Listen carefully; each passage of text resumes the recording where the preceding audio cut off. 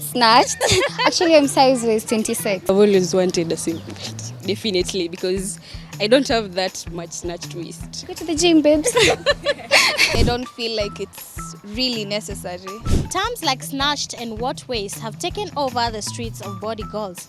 But at what cost? What really are the health implications of slimming belts? Welcome to Health and You. My name is Maria Jones. Enjoy. Tummy trimmers are fitness tools that are used to be able to work around the belly area, fat around the belly area, which many people will call as street language as tires. So for the corsets that women may use, some put under the clothes, some will wear them when they are going out and those kind of things.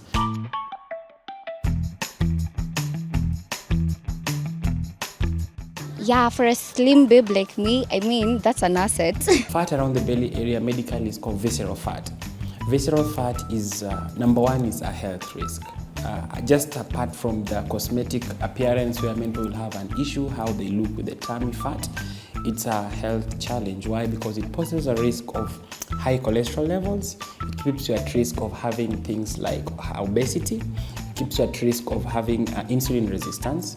It will keep you at risk of hormonal imbalances, even for women, for example.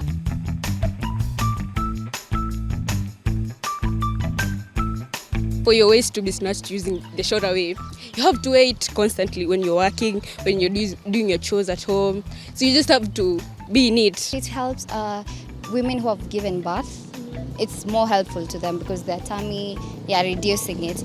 But for a person, I feel like you need to go to the gym because it really doesn't help that much. The corsets may give you the cosmetic appearance that it will put you have a small tummy. Physically, you look like the tummy is gone.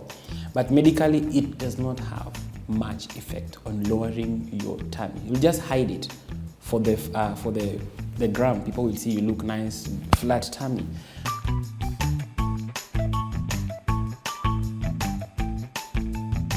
There are some type of clothes that you can't wear. I can wear a tumbo cut and still see my waist, but for them, they don't have that privilege. So uncomfortable, and then it's friction. You know, you can't work conveniently in it. The moment you just take it off, you're like, oh, it's done. I'm free. Yeah, it's like you're in a cage.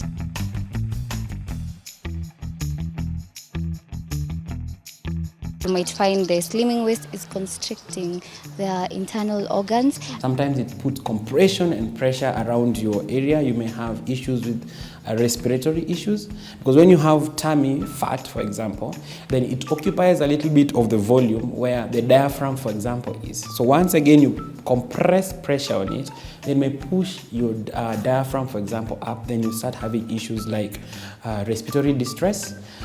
For women, for example, they may have sleep apnea where you're snoring at night. You may have difficulties in breathing. People who have things like asthma may be at risk of having an attack because of that compression on the chest. Remember, when somebody has asthma, for example, they don't need such compression things.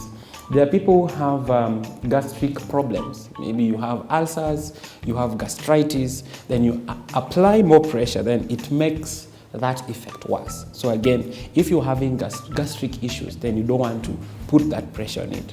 There are people who have things like hernia. Then I have a hernia, then again I apply pressure, then it will make the condition worse.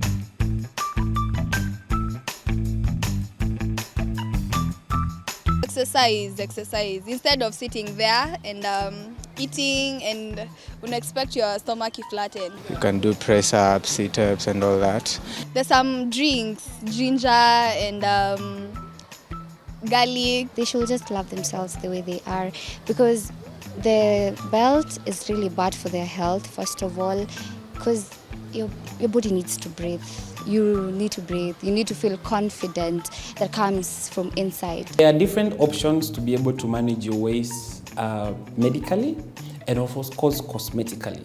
There are people who prefer a liposuction where they'll remove the fat through liposuction. Though remember, it's not long-term. Liposuction will just remove the fat but does not solve the issue where the fat comes from. There are options like, for example, there are fat-reducing medications where you can take yourself for 3 weeks or for 1 month. They're injectables where you can inject yourself, and these weight loss medications, they work by lowering your appetite. so that you ingest less. So you're always feeling full. So the body will naturally burn down that fat. So these medications can be prescribed to you by a health practitioner and then you are followed through. But it's a regulated thing as opposed to that compression. Again, there are long-term things like bariatric surgery. You can do a bariatric surgery where bariatric surgery is a reduction of the volume of your tummy, where you go through a medical surgical procedure. They reduce the volume of your tummy so you ingest less and feel full faster. So the body compensates for the difference by breaking down the excess fat. Those are extreme measures, but there are also lifestyle changes, for example, which you can adapt, like in your diet, doing less of processed foods, doing less of sugary drinks, doing less of fatty foods, and doing more of fiber and vegetables. So that will help you to manage that fat around the abdominal area.